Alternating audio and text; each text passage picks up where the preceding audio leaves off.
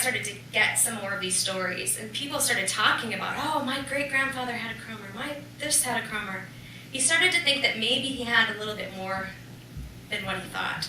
So he went to up until this time, the company had done exclusively manufacturing and never had a brand or really a logo or done much sales. It had all been business to business, very industrial type of work. So he brought a hat and this pile of black and white photographs to an ad agency in Madison and kind of threw them out on the table and said, I don't know what to do with this. And they took a look and they said, I don't think you have any idea what you have here.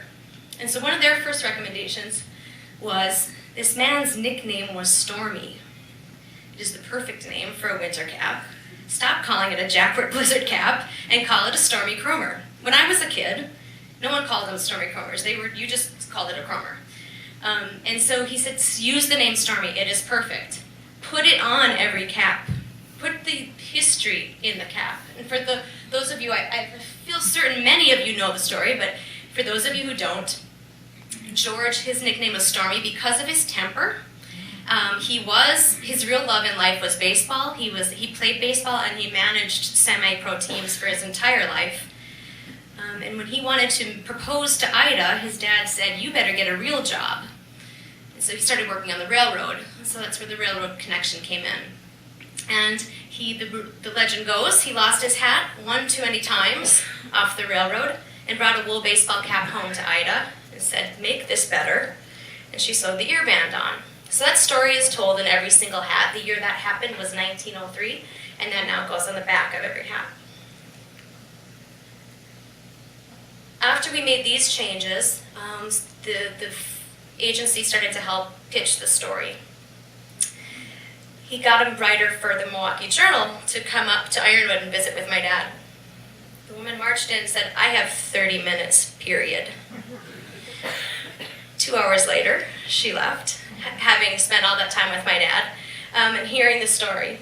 This was her first story that made the front page of the Milwaukee Journal-Sentinel. And this story alone, we believe, sold more hats than they had sold in the previous 2 years.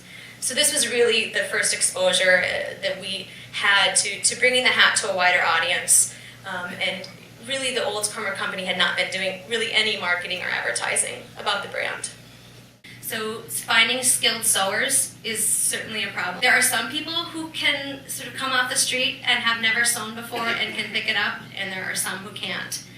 And especially as we've expanded into the apparel, sewing a shirt is a lot more complicated than a hat and some of the other products. And in the Wausau area, there were formerly a number of sewing factories that have closed in the past 20 years or so. So we were able to find one that was still working. They actually make boot liners for Weinbrenner boots, which is another Made in America product.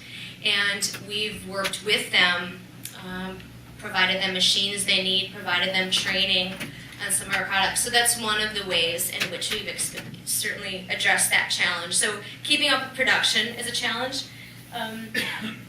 And the Made in the USA model in general is just very challenging to price things competitively. You know, I think people will pay more for an American-made product. The question is always how much more. And at the end of the day, your pocketbook does talk. So having to look at what are the types of products I can make at a competitive rate and that will, you know, seem competitive with some of the other products in the marketplace, that's a big challenge.